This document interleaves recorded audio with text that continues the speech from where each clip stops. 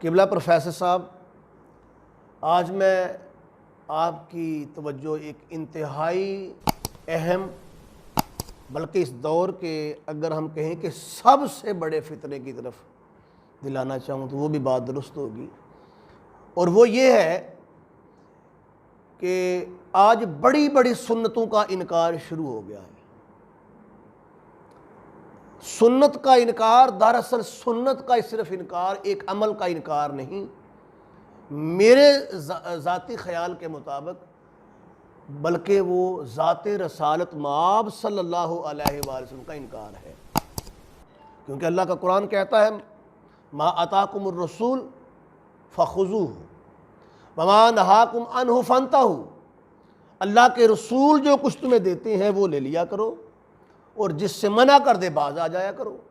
لیکن آج بہت سے ایسے سکالرز پیدا ہو گئے ہیں جو یہ بات کہنا شروع ہو گئے ہیں کہ ہم اگر صرف فرض نماز کے فرض ہی پڑھ لیں تو یہ کافی ہے، یہ سنن اور یہ نوافل نہ بھی پڑھے تو اس سے کوئی گناہ نہیں، کوئی نقصان نہیں۔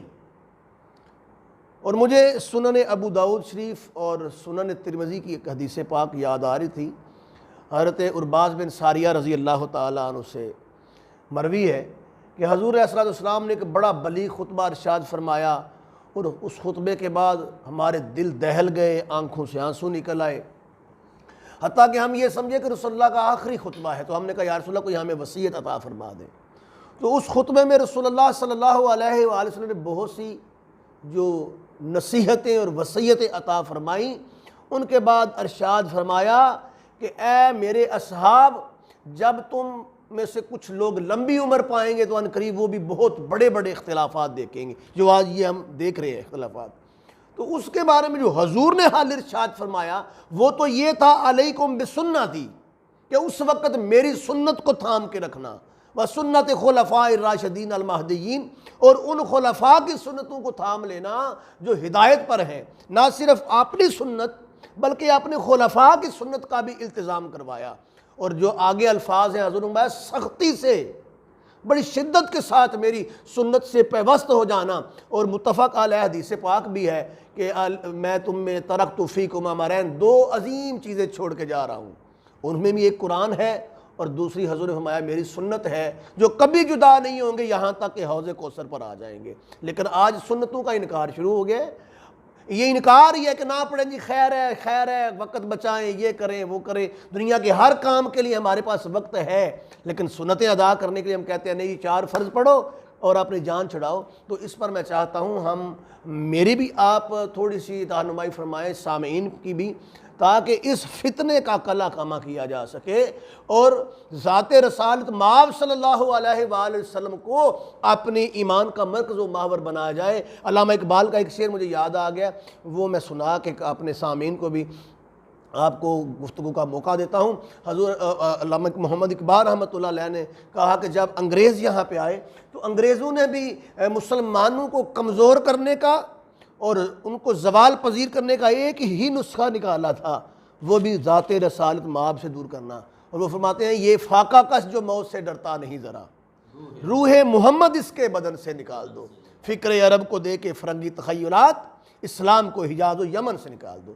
جی ارشاد فرمائے اس کے بارے میں آپ کیا کہتے ہیں؟ بڑا آپ نے ایک برننگ ایشو جو ہے اس کی طرف اشارہ کیا۔ میری نظر سے بھی اس طرح کے کچھ کلپس جو ہیں وہ گزرے ہیں، اور حیرت ہوتی ہے کہ جب لوگ بغیر کسی دلیل کے اور بغیر کسی ثبوت کے ایک فتویٰ صادر کر دیتے ہیں۔ افسوس اس بات پہ ہوتا ہے، دیکھیں دلیل سے اگر بات کی جائے تو وہ قابل تسلیم ہوا کرتی ہے، اور دور بھی ایسا ہے کہ ہر بندہ دلیل جو ہے وہ مانگتا ہے۔ جہاں تک نبی کریم صلی اللہ علیہ وسلم کی سنت کی بات ہے تو دیکھیے جتنے بھی پیغمبر تشریف لائے ہیں نبی علیہ السلام کو چھوڑ کے باقی پیغمبروں کو بھی دیکھ لیں، ان کی تشریف آوری اور بعثت کا مقصد کیا ہے؟ کیا صرف وہ اللہ کے فرض ہم تک پہنچائیں؟ نبی تو اصل میں ایک ماڈل کے طور پہ امت کے سامنے پیش کیا جاتا ہے، اور حضور نبی رحمت صلی اللہ علیہ وسلم کے بارے میں بھی قرآن مجید نے بڑے واضح لفظوں میں ارشاد فرمایا ہے، لَقَدْ كَانَ لَكُمْ فی رسول اللہ اسوۃ حسنہ، حسنہ، ٹھیک ہے نا؟ تو اسوہ حسنہ کا مطلب یہ نہیں کہ آپ صرف فرض پڑھ لیں اور نوافل اور مستحبات اور سنن مؤکدہ غیر مؤکدہ ساروں کو جو ہے وہ آپ کہیں کہ کوئی ضرورت نہیں، صرف ہمیں فرض جو ہے وہ کافی ہیں اور اس کا کوئی گناہ نہیں۔ ماڈل اور اسوہ حسنہ کا مطلب ہے کہ نبی کریم صلی اللہ علیہ وسلم نے جس طرح زندگی بسر کی ہے نا، ایک مسلمان کو وہی زندگی جو ہے وہ اپنانی چاہیے اور آپ صلی اللہ علیہ وسلم کے نقش قدم پر چلنا ہے۔ وقت چونکہ اس حوالے سے ہمیں اجازت نہیں دیتا کہ ہم تفصیلاً اس پہ گفتگو کریں، کوئی درجنوں آیات خود قرآن مجید کے اندر موجود ہیں۔ میں صرف ایک آیت پڑھ دیتا ہوں اور پھر ایک حدیث اور پھر اس کے بعد آپ کا جو سوال ہے اس کے ساتھ ریلیٹ کروں گا۔ سورہ نور کی آیت نمبر 54 ہے۔ اللہ رب العزت ارشاد فرماتا ہے قُلْ اطیعوا اللَّهَ وَاطیعوا الرَّسُولَ فَإِن تَوَلَّوْا فَإِنَّمَا عَلَيْهِ مَا حُمِّلَ وَعَلَيْكُمْ مَا حُمِّلْتُمْ وَإِن تُطِيعُوهُ تَهْتَدُوا وَمَا عَلَى الرَّسُولِ إِلَّا الْبَلَاغُ الْمُبِينُ۔ اللہ اکبر۔ اللہ رب العزت کا یہ کلام ہے اور ارشاد فرمایا اللہ کی اطاعت کرو اور رسول اللہ کی اطاعت کرو۔ اگر تم اس اطاعت سے پھر گئے تو پھر تمہارے اوپر وبال ہے اس چیز کا، یعنی چھوڑنے کا۔ اور نبی کریم صلی اللہ علیہ وسلم سے تو اتنی بات پرس ہوگی جتنی اللہ نے انہیں تبلیغ کے لیے کہی تھی، تو وہ تبلیغ کا حق نبی علیہ السلام نے تو ادا کر دیا۔ وَعَلَيْكُمْ مَا حُمِّلْتُمْ، لیکن تم نے نبی علیہ السلام کی اطاعت نہیں کی تو اس کا وبال تمہارے اوپر ہے۔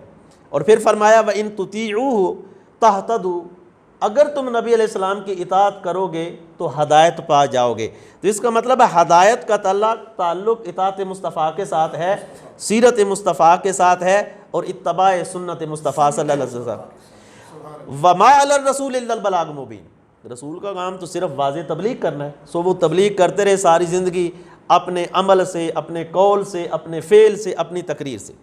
یہاں میں صحیح بخاری کی ایک حدیث مبارکہ سنت کی فضیلت کے حوالے سے بیان کروں گا۔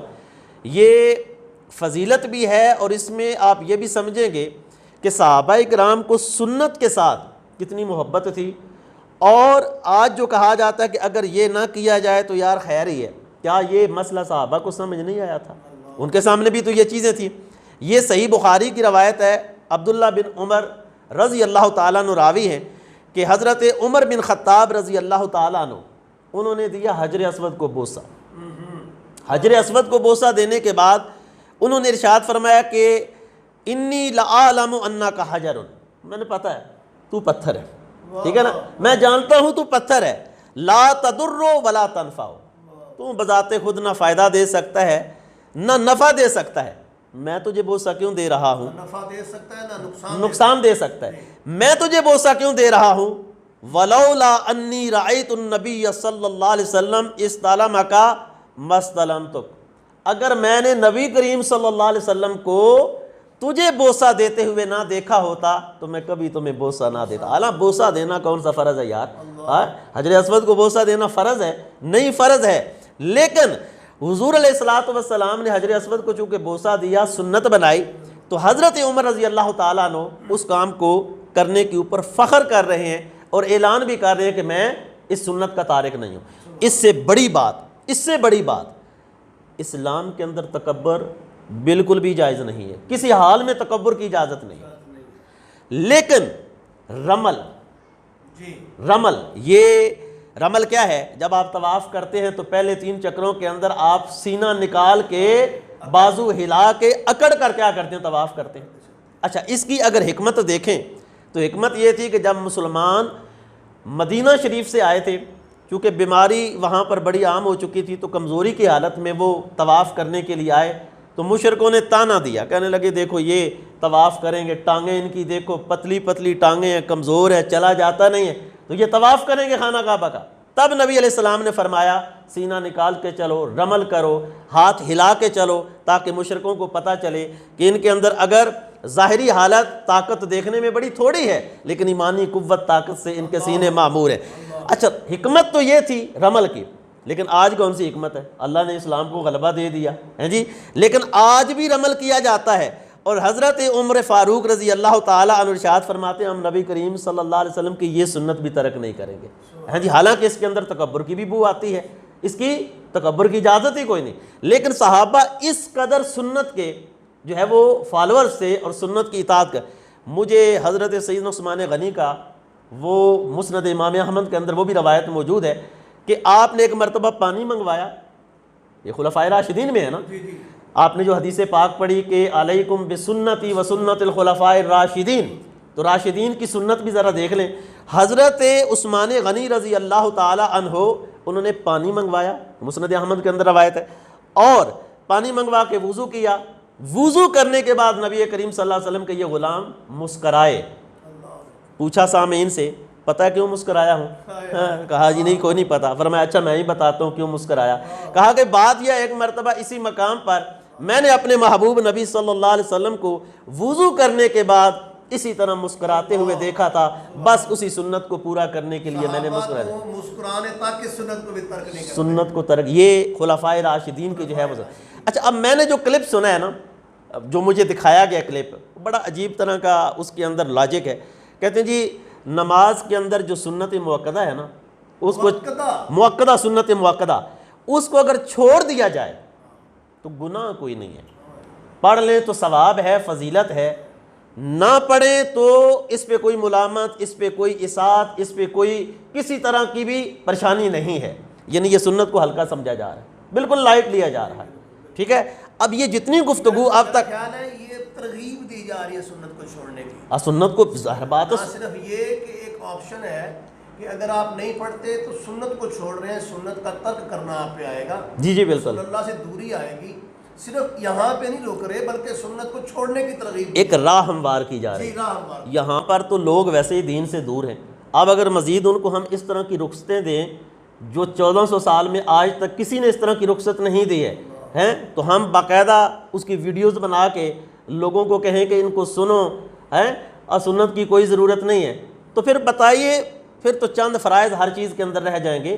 کیونکہ نماز اٹ سیلف ساری فرض تھوڑی ہے، اس کے اندر سنتوں کا ایک مجموعہ ہے. بلکہ جو فرض نماز ہم پڑھتے ہیں، جی یہ جو ہمارا نماز پڑھنے کا طریقہ ہے یہ بھی تو سنت ہے. سنت طریقہ ہے. حضور علیہ السلام نے فرمایا کہ صلو کما رأیتمونی اصلی، جیسے میں پڑھتا ہوں ویسے پڑھ لو نماز ہو جائے گی. نماز ہو جائے گی. تو جو طریقہ خاص ہے وہ بھی تو رسول اللہ کا عطا کرتا ہے، وہ بھی مسنون ہے، پھر اس کو بھی چھوڑ دے. اچھا آپ نے سنا کہ صاحب کہہ رہے ہیں ویڈیو کے اندر، وہ فرما رہے ہیں جناب کہ اس کے بارے میں وعید کوئی نہیں. یہ تقسیم انہوں نے خود کی ہے. کہتے ہیں کہ جس کے چھوڑنے پہ وعید ہے نا اس پہ تو گناہ ملے گا، اور جس پہ وعید کوئی نہیں ہے اس پہ گناہ کوئی نہیں، پڑھ لو تو ثواب ہے. کہتے ہیں کہ کوئی حدیث دکھا دو جس میں نبی علیہ السلام نے سنتوں کو چھوڑنے پر وعید بیان کی ہو. اچھا وعید کی طرف بھی آتے ہیں، لیکن میں کہتا ہوں یہ کون سی حدیث کے اندر یہ مسئلہ ہے کہ اگر وعید ہو تو پھر گناہ ہوگا، وعید نہیں ہوگی تو پھر گناہ نہیں ہوگا. ٹھیک ہے. لیکن میں آپ کو ایک حدیث پاک جو ہے وہ سنا دیتا ہوں. یہ سنن ترمذی کی حدیث پاک ہے اور مشکات المصابیح کے اندر بھی یہ حدیث پاک ہے. 6 ایسے بندے ہیں جن پر اللہ کے نبی نے فرمایا میں بھی لعنت کرتا ہوں، اللہ بھی لعنت کرتا ہے، اور سارے نبی جو دعاؤں جن کے قبول ہیں وہ بھی ان بندوں پر لعنت کرتے ہیں. 6 بندے. ان میں ہم اپنے جو ہے وہ ٹاپک کی طرف آتے ہیں. آخری جو ہے وَالتَّارِكُ لِسُنَّتِي، میری سنت کو ترک کرنے والا، اس پر اللہ کی بھی لعنت اور رسول اللہ صلی اللہ علیہ وسلم کی بھی لعنت اور 1,24,000 پیغمبروں کی بھی لعنت، اکرام کی بھی لعنت. اچھا اب مجھے نہیں سمجھ آتا وعید کون سی ہوتی ہے بھئی؟ وعید کس کو کہتے ہیں؟ کیا وعید ہو؟ یعنی لعنت کا مطلب پتہ ہے کیا ہے؟ کسی کو یہ کہنا کہ تو اللہ کی رحمت سے دور دفع ہو جا، نکل جا. جس طرح اللہ رب العزت نے عزازیل کو کہا تھا، ابلیس کو کہا تھا فخرج، دفع ہو جا، نکل جا، یہ لعنتی تھا ہے جی. تو اس سے بڑی وعید کیا ہو سکتی ہے؟ اچھا یہاں پر پھر بیچارے نے پینترا بدلا، کہتا ہے جی اس کا مطلب ہے کہ اگر کوئی سنت کو خفیف سمجھتے ہوئے ترک کرے تو پھر اس کے لیے یہ وعید ہے. اب یہ ساری تشریحات خود اپنے پاس سے کی جا رہی ہیں نا. فقہا جب یہی الفاظ بولتے ہیں، تشریحات کرتے ہیں فقہ کی روشنی میں، کہتے ہیں جی یہ تو ان کی اپنی رائے ہے جی. تو یہاں پر اب اس مطلق کو مقید کیا جا رہا ہے. مطلق کیا ہے؟ وَالتَّارِكُ لِسُنَّتِي، وہ شخص جو میری سنت کو ترک کرنے والا ہے اس پر لعنت. اچھا میں اب چونکہ گفتگو طویل ہو رہی ہے، اس کے بارے میں مٹیریل بہت زیادہ ہے، لیکن میں آپ کو ایک سنت کے حوالے سے نا ایک حدیث بھی سنا دوں. حضرت سعید بن جبیر رضی اللہ تعالیٰ عنہ، یہ فرماتے ہیں لئن ترکت او لو ترکت الرکعتین بعد المغرب خشیت اللہ یغفر لی. فرماتے ہیں کہ میں اگر مغرب کے بعد 2 رکعتیں چھوڑ دوں نا، مجھے خوف یہ ہے کہ کہیں میری میں مغفرت سے محروم نہ ہو جاؤں. ہاں جی، یہ وہ لوگ ہیں جنہوں نے دین رسول اللہ صلی اللہ علیہ وسلم سے خود سیکھا ہے. وہ کہتے ہیں کہ مغفرت سے ہمیں محروم ہونے کا جو ہے وہ خدشہ ہے. اور سنن ترمذی اور اسی طرح دیگر احادیث کی کتب میں یہ حدیث جلی حروف کے ساتھ لکھی ہوئی ہے. نبی علیہ السلام نے فرمایا جس نے دن رات میں 12 رکعتیں سنت پڑھی اس کے لیے جنت میں ایک گھر بنایا جائے گا. اور وہ اربعن قبل ظہر سے پہلے کی 4 رکعتیں، ورکعتین بعدہا 2 رکعتیں ظہر کے بعد، ورکعتین بعد المغرب اور 2 رکعتیں مغرب کے بعد، ورکعتین بعد العشاء اور 2 رکعتیں عشاء کے بعد، ورکعتین قبل صلاۃ الفجر اور 2 رکعتیں فجر کی. یہ 12 رکعتوں کی فضیلت اللہ کے پاک پیغمبر صلی اللہ علیہ وسلم ارشاد فرمائے. اور حضرت عائشہ صدیقہ رضی اللہ تعالی عنہ وہ ارشاد فرماتی ہیں نبی کریم صلی اللہ علیہ وسلم سے رکعتا الفجر خیر من الدنیا وما فیہا. 2 رکعتیں فجر کی دنیا اور جو کچھ دنیا کے اندر ہے اس تمام سے بہتر ہے. یہ نبی پاک صلی اللہ علیہ وسلم کی سنتیں ہیں. اب میرا خیال ہے اتنی زیادہ تفصیل ہم نے قرآن حدیث کی روشنی میں اس کو بیان کیا ہے. اہل فکر و دانش وہ خود ہی رزلٹ نکال لیں گے کہ نبی کریم صلی اللہ علیہ وسلم کی سنت پر عمل کرنا یہ کتنا ضروری ہے اور کتنا خیر و برکت کا باعث ہے. جزا عطا فرمائے. یقیناً آپ نے بہت اچھی رہنمائی فرمائی ہے. بہت شکریہ.